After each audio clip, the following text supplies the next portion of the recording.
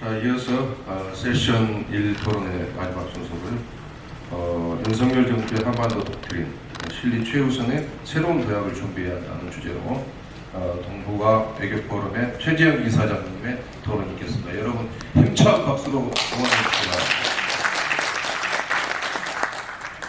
안녕하십니까. 최재형입니다. 오늘 이 자리는 윤석열 대통령의 취임 100일을 평가하고 앞으로 남은 5년 남짓에 성공한 정부를 기원하는 어떤 재원을 드리는 자리라고 생각합니다. 대내적으로는 그렇지만 대외적으로는 지금 동북아가 상당한 긴장감을 형성하고 있는 아주 중요한 국면에 들어서고 있다고 생각합니다.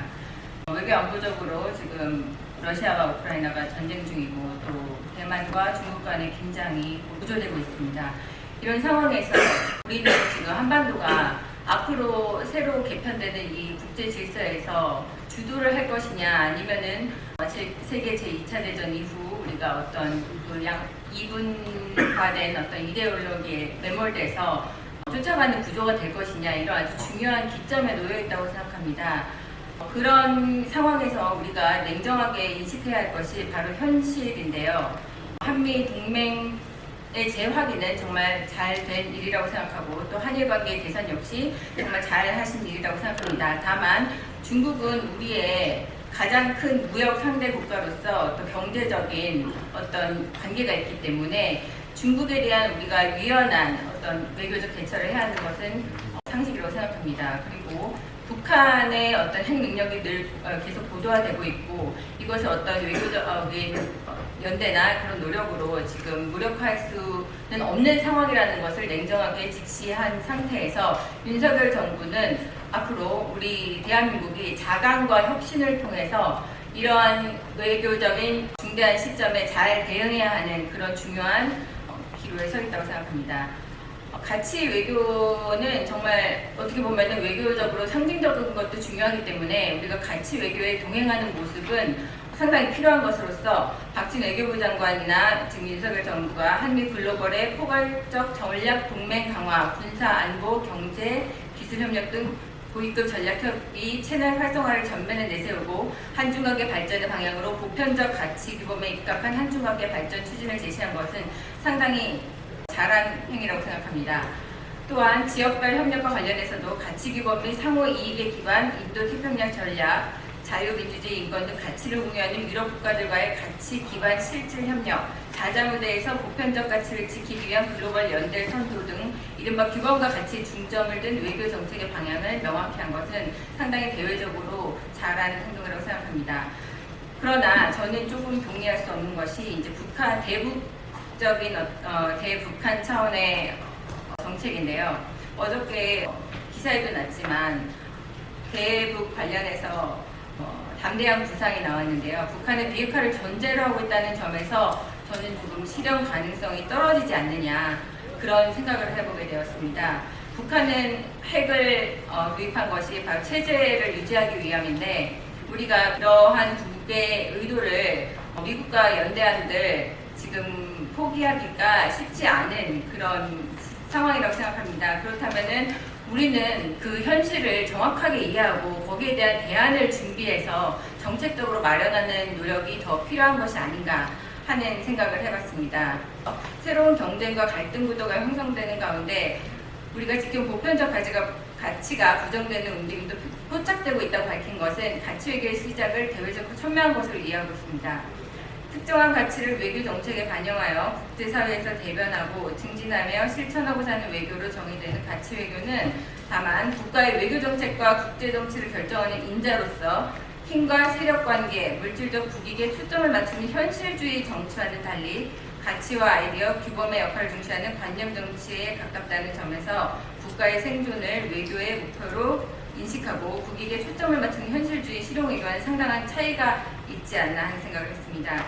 특히 가치 외교가 지향하는 가치가 국제사회에서 인정을 받고 정통성을 확보하기 위해서는 지향하는 가치에 대한 상당한 헌신을 전제로 하는 구체적인 역할과 실천이 뒷받침되어야 한다는 특징이 있는데 이런 부분에서 우리의 실리가 만약에 희생이 되어야 된다면 국민은 많이 실망하고 할 것이기 때문에 그런 부분에서 조금 유연한 선택을 해야 될 필요가 있다고 생각합니다. 최근 윤석열 대통령이 휴가 중 방한한 미 하원 의원의 대표단과 관련한 논란은 이러한 가치의 진영화가 한미동맹의 역사적 경험과 맞물려 국내적으로 어떻게 증폭될 수 있는가를 단편적으로 보여준 사례라고 할 수 있습니다. 저는 이 부분에 대해서는 언제든지 만났든 만나지 않았든 비판은 나올 수 있다고 생각합니다. 다만 윤석열 정부가 이런 어떤 이분법, 외교는 상당히 복잡하기 때문에 이런 이분법적인 어떤 판단에 구속되지 않고 좀 더 유연하고 그 와중에 국익을 최대화하는 그런 외교 전략을 선택했기를 바라고 있습니다. 무엇보다 현재 대한민국의 국가적 위상과 영향력이 국제사회에서 상당한 영향력을 발휘할 수 있는 수준에 도달했다는 것을 인식할 필요가 있습니다. 이것은 세계 2차 대전 이후에 우리나라의 그 세계적 어떤 지위가 상승함으로 인해서 우리가 조금 더 그때와는 다른 포지션에서 외교 관계를 맺을 수 있다는 그런 희망이 있다고 저는 생각을 합니다. 여기까지 말씀드린 것이 제가 가치 외교의 비판적인 것은 절대 아니고요. 외교에 있어서 선의에 기대는 외교는 있을 수가 없다. 경제, 정치 모두 상호주의에 입각해서 해야 한다. 제2차 세계대전 이후 형성된 미국과 또 구소련 중심의 냉전 체제에서 미국은 한국 전쟁에 참여하면서 정의실현 한 것처럼 물론 그런 측면도 있지만 분명히 전략적인 계산도 있었고 상호주의에 입각한 그런 양측의 이익이 있었다고 저는 생각을 합니다. 사회주의 국가와 또 우리나라라든지 서방 국가가 교류나 의존도가 전혀 없었던 때고요.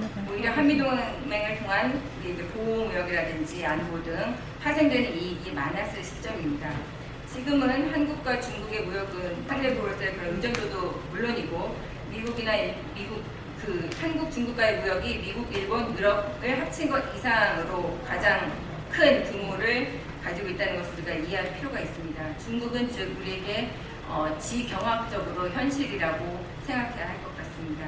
따라서 우리가 외교적인 어떤 선택을 해야 할 때 중국을 알기에 외면하거나 또 중국을 추종하거나 미국을 추종하거나 뭐 그런 차원에서의 그 시각으로 바라보는 것은 더 이상 탈피해야 되는 것이 아닌가 하는 생각을 합니다.